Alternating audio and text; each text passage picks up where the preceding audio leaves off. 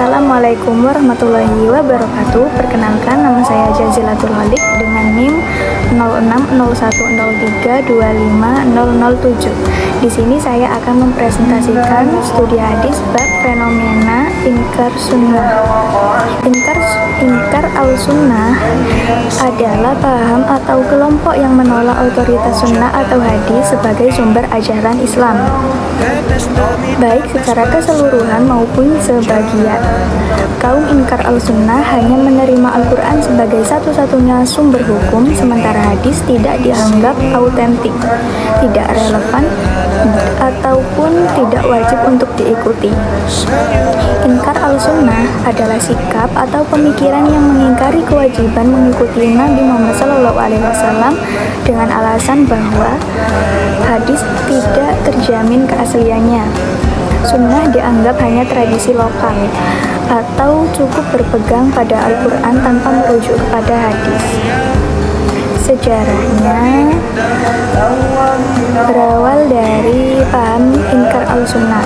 Itu muncul secara bertahap dalam sejarah Islam, dimulai dari bibit penolakan individu pada masa awal Islam, meski belum menjadi gerakan.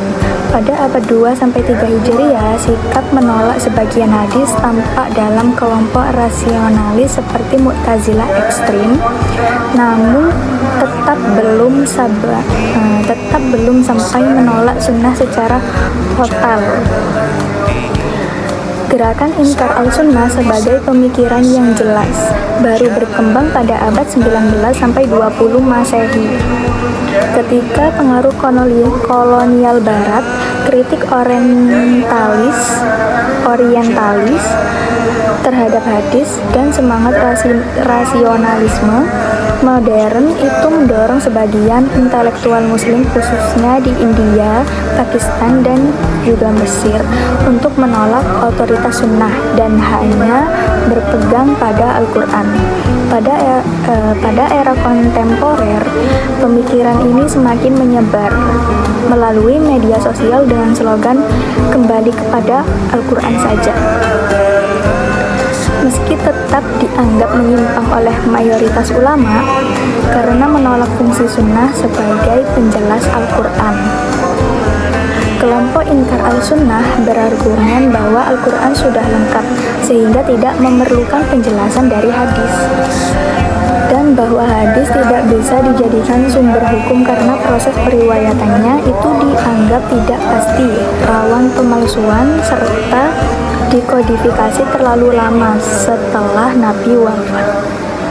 Mereka juga menolak hadis yang dianggap tidak sesuai logika atau sains modern dan menganggap sunnah Nabi hanya bersifat budaya Arab masa itu, bukan pedoman universal yang menyebar luas. Karena itu mereka menyimpulkan bahwa ajaran Islam cukup berlandaskan Al-Quran saja.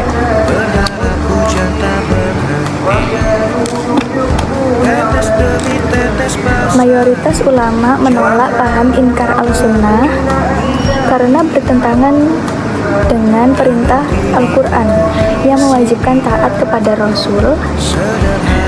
Mereka menegaskan bahwa banyak ajaran Islam seperti tata cara sholat, zakat, dan haji tidak bisa dipahami tanpa sunnah sebagai penjelas. Ulama juga membantah anggapan bahwa hadis tidak autentik karena ilmu hadis memiliki metode ketat dalam memverifikasi sanad dan juga matan. Menolak sunnah menurut ulama akan merusak bangunan syariat dan menyebabkan kekacauan hukum dalam Islam.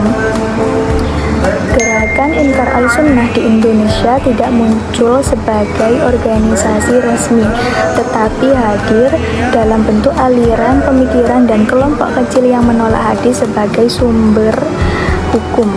Gerakan ini mulai terlihat sejak abad ke-20, terutama setelah masuknya pemikiran modernis dan rasionalis dari India, Mesir, dan Barat. Di Indonesia, paham ini biasanya berkembang melalui tokoh-tokoh Qur'aniyun sebagai kelompok pembaca Al-Quran yang menafsirkan secara literal, serta komunitas kecil yang mengusung mengusung slogan Islam kembali kepada Al-Quran saja.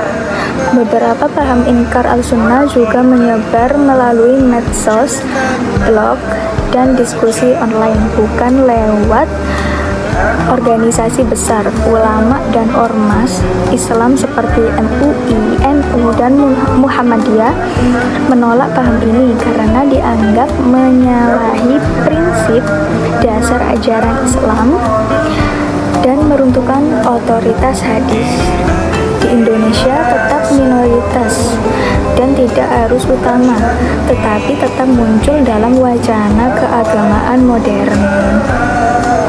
Baik, itu saja yang dapat saya terangkan mengenai fenomena inkar al-sunnah pada bab terakhir ini.